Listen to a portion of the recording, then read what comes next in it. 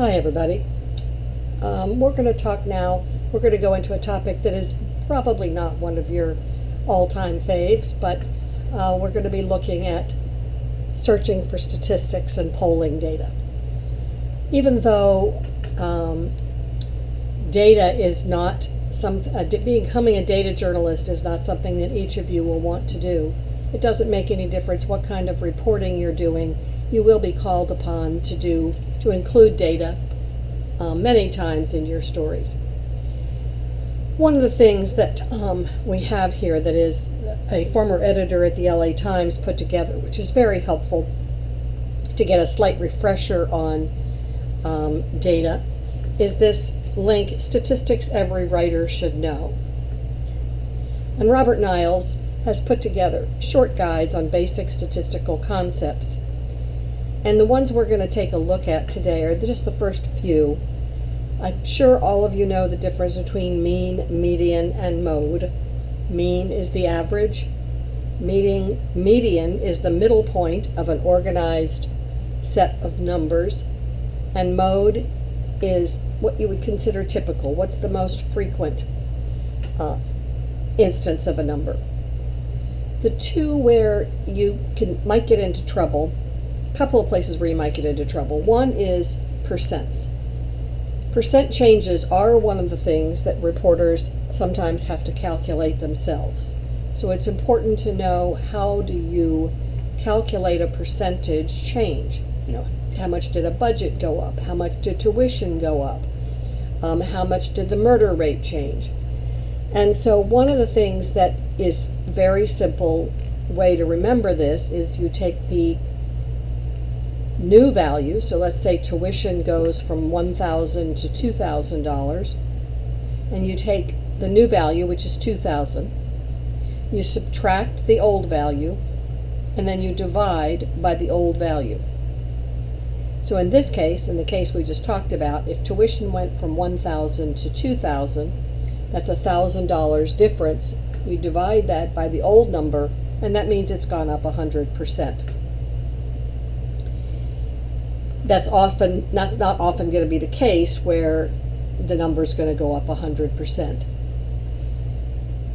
Another thing that you have to be very aware of in your reporting is per capita and rates. So if I want to compare the number of murders in Orange County to the number of murders in Los Angeles County, and I found that there were 50 murders in the last 6 months in Orange County and 50 murders in the same period of time in Los Angeles County, which county would you say has the greater problem with murder? Well, it would be Orange County, because there are so many fewer people in Orange County.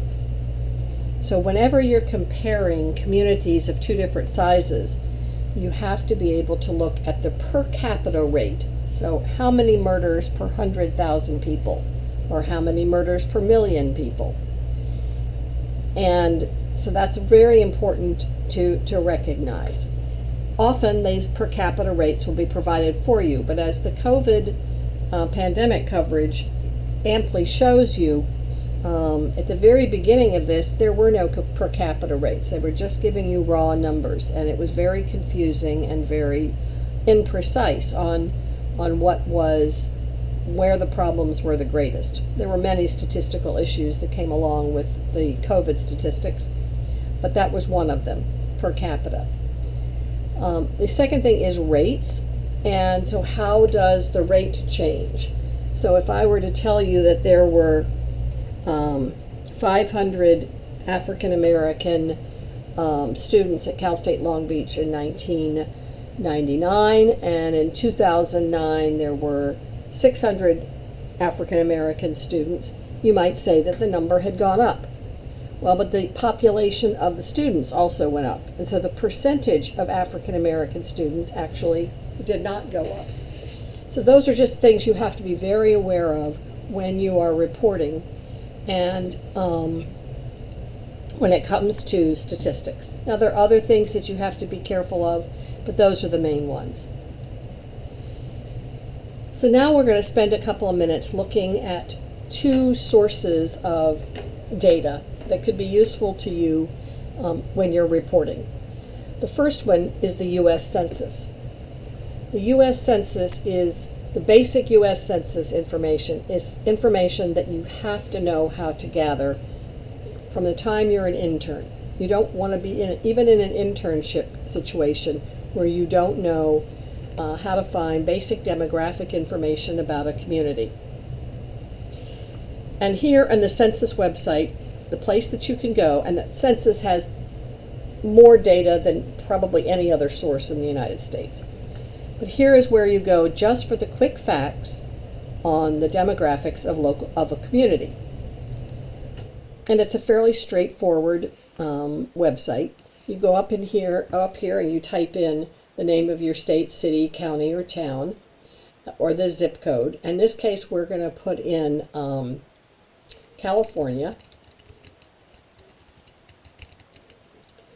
And we want the whole state. And then we're going to put in Arizona. And now you can see we're going to have the U.S. demographics, the California demographics, and the Arizona demographics. You could do that with 2 cities in a state. You could do it in 2 counties in a state. It all works the same way. Now we're just getting ready. Well, we've started the 2020 census, but it's obviously delayed because of, the pandemic. So many of these pieces of data here are going to have little warnings on them that say that they're not comparable to others because it's been a long time since the census data was gathered individually. After each 10 years, and the data is counted meticulously every 10 years, then in between the 10-year census, there are community surveys which fill in the gaps so that we get a sense of how things are changing between the 2 census. Community surveys then require statistical analysis and statistical projections. So some of the numbers are not going to be, when you get down to small categories, are not going to be comparable. However, for most reporting circumstances, if the census has a number, you can say it and attribute it to the census. So for instance here, if you look down here, you can see that in the difference between California and Arizona in terms of households with a computer, in Arizona, 89.9% of households have a computer. 91.7% of California households have a computer. And both of those are over and above the United States average, which is 88.8. Then we also have households with broadband internet subscription. We have 81% in Arizona, 84% in California.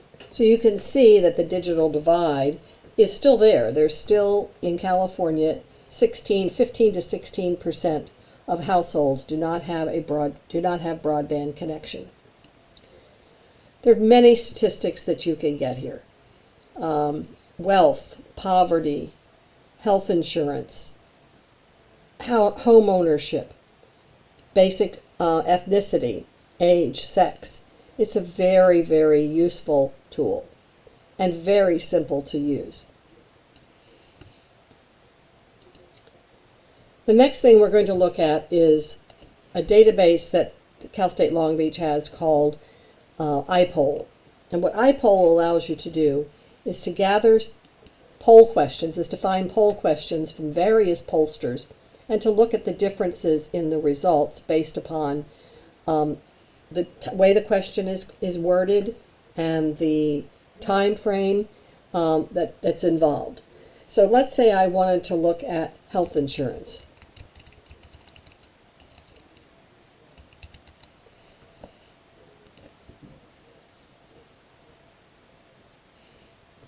So now it's going to give me the questions that have been asked on health insurance.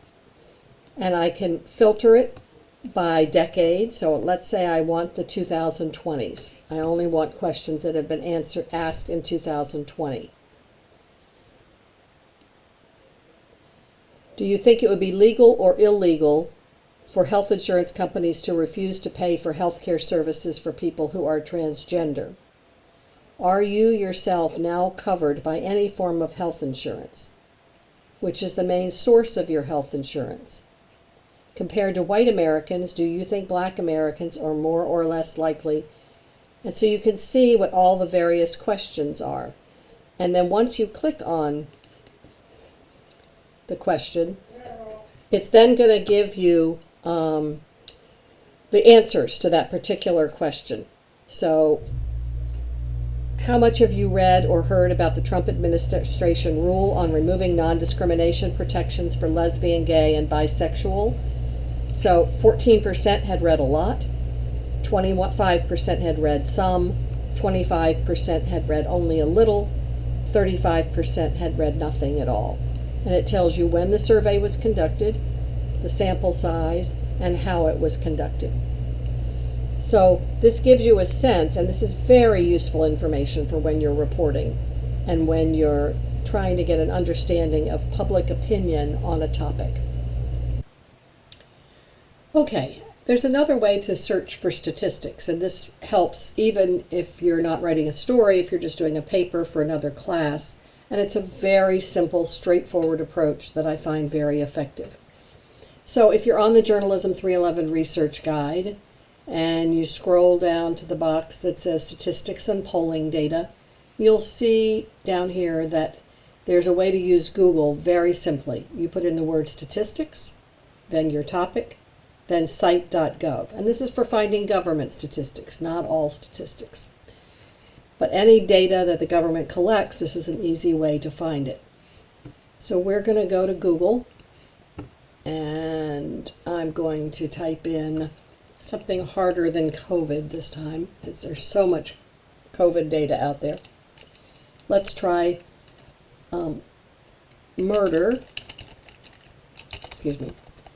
statistics, murder, cite::gov. Sorry about the typing. Statistics, murder, cite::gov. This tells Google only look on government websites. So we find that we have statistics from the Bureau of Justice Statistics, from the CDC, because it's a health issue, from the FBI, and we're also going to find in some places that it's not federal or national statistics, but it's local. So here's one from New York City. Here's one from the District of Columbia. So you do have to watch out to make sure that you're getting statistics from the geography that you want it to be. Again, it's just a quick and easy way to find statistics. Doesn't overrule the other areas, but I hope that helps.